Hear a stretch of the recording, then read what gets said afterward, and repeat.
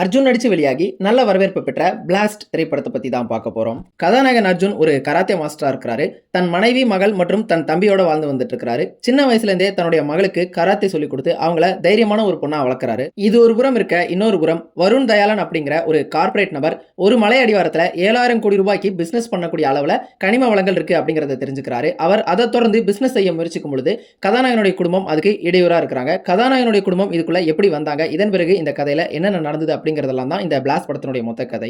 இந்த ஒரு கதைக்கு முடிஞ்ச அளவுக்கு பொருத்தமான நம்பகத்தன்மையான ஒரு திரைக்கதையை வடிவமைச்சிருந்தாங்க. இந்த திரைக்கதையினுடைய இன்னொரு பலமா தோணுது என்ன அப்படின்னா, இவங்க பண்ணியிருந்த அந்த டீடைலிங் தான். சின்ன சின்ன டீடைலிங் மூலியமாவும் பல விதமான கதாபாத்திரங்களை அறிமுகப்படுத்திட்டு அவங்களுக்கு இடையில நடக்கக்கூடிய அந்த தற்செயல் நிகழ்வுகள் மூலியமாவும் இந்த திரைக்கதையினுடைய அந்த சுவாரஸ்யத்தை முடிஞ்ச அளவுக்கு தக்க வச்சிருக்காங்க. அடுத்ததா இந்த படத்தினுடைய ஒரு முக்கியமான குறையா தோணுது என்ன அப்படின்னா, இந்த படத்தினுடைய முடிவு தான். அது வரைக்கும் இந்த படம் பாத்தீங்க அப்படின்னா ஒரு சீரியஸான டோன்ல அல்லது கொஞ்சம் டார்க் ஹியூமர் கலந்த ஒரு கிரைம் ஜோன்ல தான் பயணிக்குது.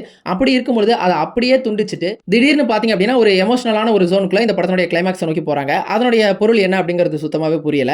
அது இந்த படத்துல அது வரைக்கும் இருந்த அந்த மூட்ல இருந்து முற்றிலும் வேறான ஒண்ணா இருக்குது. மொத்தத்துல இந்த படம் எப்படி இருந்துச்சு அப்படின்னு கேட்டா, ஒரு சில குறைகள் இருந்தாலுமே கண்டிப்பா இந்த படத்தை பார்க்கும் பொழுது ஒரு சுவாரஸ்யமான படத்தை பார்த்தோம் அப்படிங்கிற அந்த உணர்வு நமக்கு ஏற்படும்.